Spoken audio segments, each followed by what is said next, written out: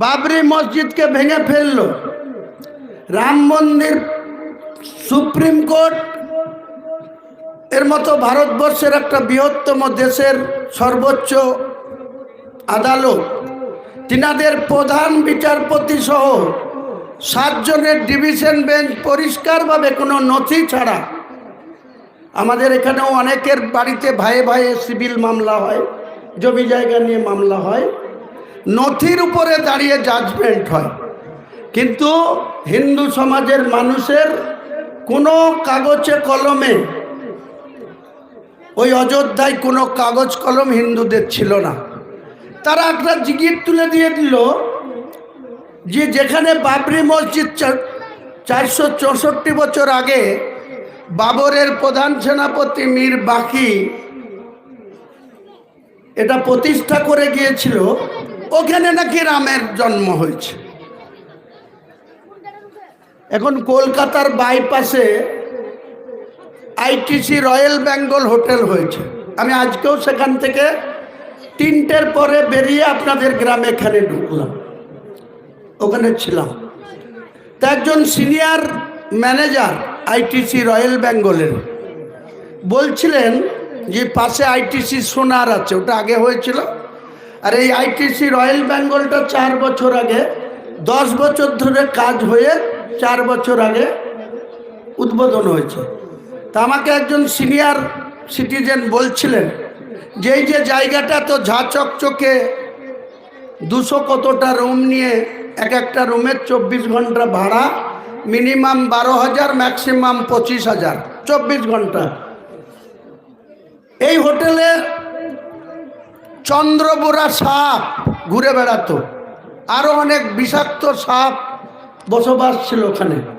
মানুষ কি না পারে, আল্লাহ যদি রাজি থাকে। সেখানে আজকে ঝা চকচকে হোটেল, শুধু ভারতবর্ষের লোক না, বাইরের লোক যারা খেলোয়াড় খেলা খেলতে আসে তারা এইসব আধুনিকতম এইসব হোটেলে থাকে, ইন্টারনেটে বুক করা হয়, ইত্যাদি ইত্যাদি।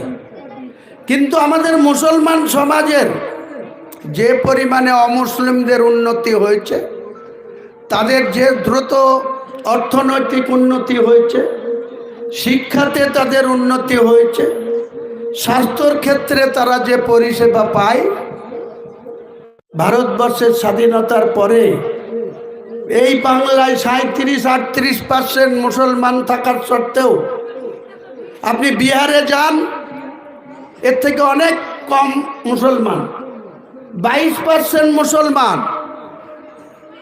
সেখানে দেখুন গা, অনেকেই চাকরি বাকরির ক্ষেত্রে।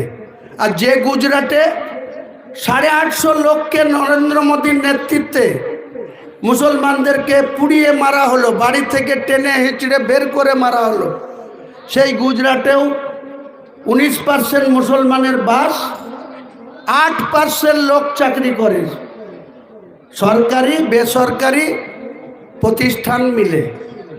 আর আমরা যেখানে 37% মুসলমানের বাস, আমাদের একতা না থাকার জন্য, আমরা পরস্পরের বিরুদ্ধে গিল্লা গীবত মিথ্যাচার করে বেড়ানোর জন্য, এখানে কোনো সম্মানীয় লোক আছে, তাকে সম্মান না দিয়ে তার পিছনে কি করে লাগবো।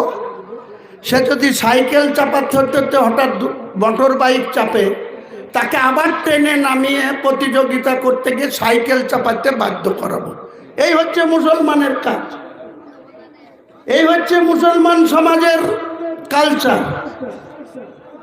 এই মুসলমান সমাজকে নিজেদের সামাজিক এবং নিজেদের কমের, মুসলিম মানুষদের উন্নতি করতে গেলে সবার আগে দরকার মুসলমানদের ঐক্যতা। মুসলমান ঐক্যবদ্ধভাবে, কারি সাহেব খুব ভালো জানে, নবী সাহেবের যখন জন্ম হয়েছিল, 63 বছরের জীবনে 40 বছর বয়স পর্যন্ত তিনার নবীত্ব না মিলা পর্যন্ত তাকে কত কঠোর পরিশ্রম করতে হয়েছিল। বিধর্মীদের কাছে এমনকি তার বংশের লোকদের কাছে থেকেও তাকে কতটা আঘাত পেতে হয়েছিল, কিন্তু তিনি মহান আল্লাহর দয়ায় তিনি কোনোদিন বিচ্যুত হননি ইসলামের লাইন থেকে। অনেক অপমান, অনেক মার খেতে হয়েছে। 3 দিন যাবৎ তিনার পেটে কোনো অন্ন যায়নি, তবুও তিনি পেটে পাথর বেঁধে নবী সাহেব কিন্তু আল্লাহর উপরে ভরসা করে তিনি বেঁচে ছিলেন। সেই সময় এই ইসলামকে বাঁচানোর জন্য বদরের যুদ্ধ হয়েছিল, যেটা কোরআনে পাওয়া যায়। কারবালার যুদ্ধ হয়েছিল, যেটা নবী সাহেবদের নাতি হোসেন হাসেনদের কি অবস্থা হয়েছিল। আজকে আমাদেরও বিভিন্ন জায়গায় কারবালা হচ্ছে, মহরম হচ্ছে, ঢোল বাজিয়ে পাছা নাচিয়ে বেড়াচ্ছে। কিন্তু ভালো করে ইতিহাসটা পড়ুন গাত, যে কারবালায় সেদিনকে ইসলামের শেষ নবী হজরত মোহাম্মদ মুস্তফা সাল্লাল্লাহু আলাইহি সাল্লামের নাতিদের বা তাদের বংশধরের লোকদের কি করুণ অবস্থা হয়েছিল। মাত্র 3000 সাহাবীদের নিয়ে নবী সাহেব কত বৃহৎ শক্তির বিরুদ্ধে তিনি আল্লাহর সমর্থন নিয়ে, আপনাদের অনেকেরই জানা আছে, ভালো করে বললে আবাবিল পাখি কিভাবে আল্লাহর রহমত বর্ষিত হয়েছিল।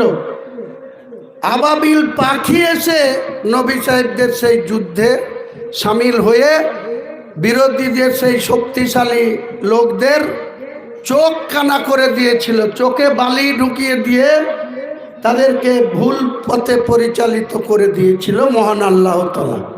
তাই আমরা মুসলমান যদি আমাদের আত্মবিশ্বাস থাকে, আমরা যদি কোনো কাজ করব, ন্যায় পথে থাকব, হারাম খাবো না, হালাল রুটি খাবো, সুদ থেকে দূরে থাকব, বাজে কাজ থেকে দূরে থাকব। অনেক সমাজে ঝা চকচকে মসজিদ, মার্বেল লাগানো, এসি লাগানো, 2 তলা 3 তলা, সেই সমাজের মডল আছে 5-7 জন, তার ভিতরে দেখেন কি একজনের সুদের ব্যবসা আছে। সেই মডলদের ভিতরে সেই সুদ থেকে তাকে বিরত করার ক্ষমতা নাই, তারা মডলই করছে। কি মাদ্রাসায় বলুন আর কি মসজিদ। আর যদি ইমাম সাহেবরা বলতে যায় তাহলে আর চাকরি তার গেল। ওই যেদিন তার বিরুদ্ধে এখানে বক্তৃতা করবে, পরের দিন বলবে আপনাকে আর এখানে থাকতে হবে না, আপনি গুটান, আপনার বেডিং গুটান। এই তো আমাদের মুসলিম সমাজের অবস্থা। এই যে কারি সাহেবরা আল্লাহর রহমতে বিভিন্ন জায়গায় আগে থেকে ডেট নিয়ে পয়সা পাঠিয়ে তারপরে উনি গাড়িতে চেপে, কোথাও ফ্লাইটে চেপে, কোথাও ট্রেনে চেপে বিভিন্ন করছেন বা জালসা করছেন।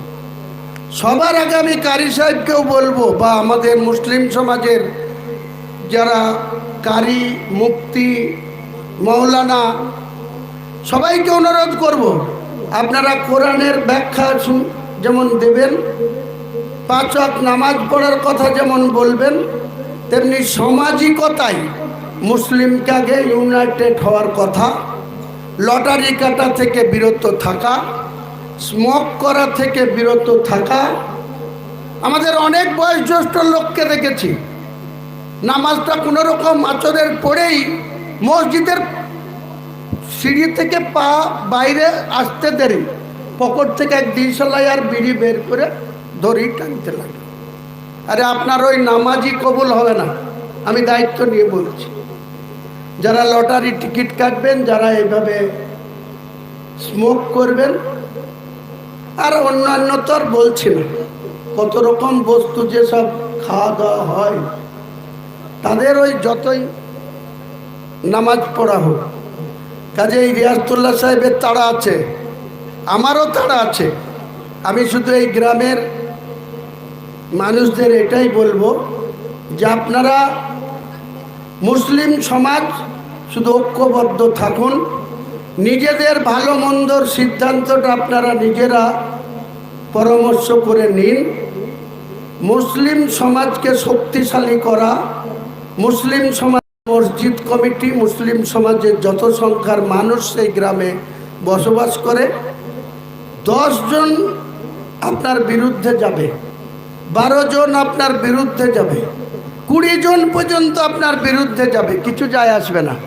যদি আপনারা শতকরা 80টা মুসলিম, যদি আপনারা হক পথে চলেন, ন্যায় পথে চলেন, হালাল রুটি খান, তাহলে দেখবেন ওই ধীরে ধীরে ওই 20% নামতে নামতে 10-এ আসবে, একদিন হয়তো 5-এও চলে আসবে। তখন আর আপনাদের এই 95 জনের বিরুদ্ধে কোনো পদক্ষেপ করার আগে 10 বার ভাববে যে আমি যদি এটা করি, বেয়াদবি কাজ করি, তাহলে আমার কপালে বিপদ চলে আসবে।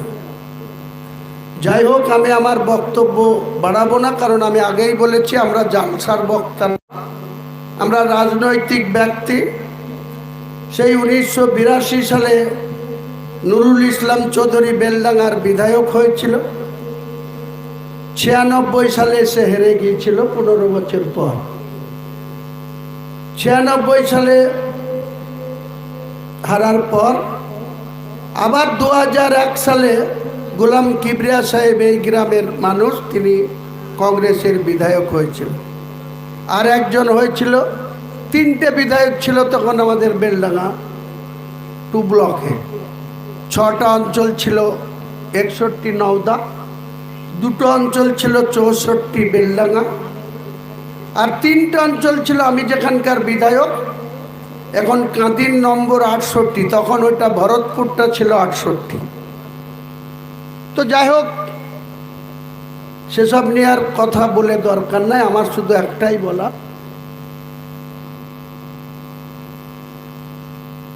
বাবরি মসজিদ নিয়ে যখন মেন এত আকর্ষণ, বাবরি মসজিদটা নিশ্চয়ই ইনশাল্লাহ যেভাবে মানুষ দোয়া করছে, সাপোর্ট করছে, ইট দিচ্ছেন, বালি দিচ্ছেন, পাথর দিচ্ছেন, রড দিচ্ছেন, মানুষ কানের, মা বোনরা কানের জিনিসও খুলে দিচ্ছে, মুরগি থেকে, ছাগল থেকে, কুমড়ো থেকে কোন জিনিস নাই। মাদ্রাসার লোকরা এখন চাইতে গেলে 10 বার চাইতে হয়। আর এমন একটা আবেগ মুসলমান সমাজের হয়েছে যে বাবরি মসজিদের জন্য কোনো জিনিস চাইতে হচ্ছে না, 2-1 দিন বলে দিচ্ছি, শুধু অঠেল চলে আসছে। অনেকেই, আমি দেখলাম আমাদের বহরমপুরের প্রাক্তন সাংসদ, ওনার খুব জ্বালা ধরে গেছে, বলছে বাবরি মসজিদের কাজ শুরু হলো না কেন?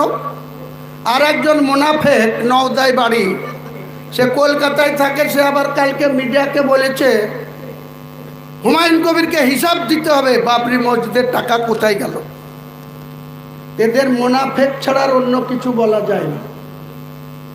বাবরি মসজিদের কাজটা শুরু হতে একটু সময় লাগবে, ফেব্রুয়ারি মাসের 15 তারিখ পার হবে না। আনুষ্ঠানিকভাবে খুব বড় আকারে, যে আয়তনের বাবরি মসজিদ ছিল সেখানে 6800-র বেশি মানুষ নামাজ পড়তে পারত না, 7000-ও পারত না, 6800। যে বাবরি মসজিদটা হবে 25,000 মানুষ সেখানে নামাজ পড়তে পারবে ইনশাল্লাহ। তো সেইটা করতে গেলে তখনকার দিনে কেউ প্ল্যান দেখতো না, কোনো প্ল্যান পাস করতে হতো না। বাবর মসজিদ করার অর্ডার দিয়েছে তার প্রধান সেনাপতি মীর বাকিকে, মীর বাকি লোক লস্কর নিয়ে শুরু করে দিয়েছিল, চুন সরকির গাঁথনি করে দিয়েছে। কিন্তু এখনকার আধুনিক ডিজাইনে বাবরি মসজিদ, মার্বেল তো থাকবেই, গ্রেনাইট থাকবে, আরো উন্নত মানের অনেক কিছু থাকবে। আমাকে একজন বলেছেন যে বাবরি মসজিদ যেখানে হবে কমপ্লিট, তখন মেন গেটের যে চওড়ায় বাবরি মসজিদ লেখা থাকবে, ওটা পুরো সোনা দিয়ে আমি লিখে দেব। উনি ওয়াদা করেছেন, আমি বললাম ঠিক আছে, ইনশাল্লাহ নিশ্চয় করে দেবেন। তেমনি আরো ভেতরে কিছু সোনা দিয়েও অনেক ডিজাইন বা অনেক গম্বুজ বিভিন্ন রকম। বাবরি মসজিদের যে মেন মিনার, যে হাইট ছিল তার থেকে 65 ফুট হাইট বেশি হবে, আর দুটো মিনার যেটা ছিল তার থেকেও দুটোও 30 ফুট করে হাইট বেশি হবে। আর চাতাল বললাম তো, চাতাল সহ 7,000 লোক নামাজ পড়তো, এটাতে 25,000 লোক নামাজ পড়বে ইনশাল্লাহ। তো দেরিটা একটু শুরু হবে, আপনাদের কিউরিওসিটি থাকাটা স্বাভাবিক। অনেক মানুষ যারা দিচ্ছে তাদেরও যে তাড়াতাড়ি হোক, কিন্তু যে সরকারটা আছে আর যারা আসবার চেষ্টা করছে দুটোই কিন্তু বাবরির মসজিদ বিরোধী, এটা কিন্তু মনে রাখবেন। এই হুমায়ুন কবিরকে তৃণমূল থেকে সাসপেন্ড করেছে কারা? বর্তমান সরকার। কিসের জন্য? আর একজন ক্রস মুসলমান ববি হাকিম, সে বলছে কেন রেজিনগরে বাড়ি, বেলডাঙ্গায় কেন বাবরি মসজিদ করবে, তাই তাকে সাসপেন্ড করে দিয়েছে। এখন অনেকের কুটকুট উঠেছে, বাবরি মসজিদ হলো না কেন, তাড়াতাড়ি জবাব দাও।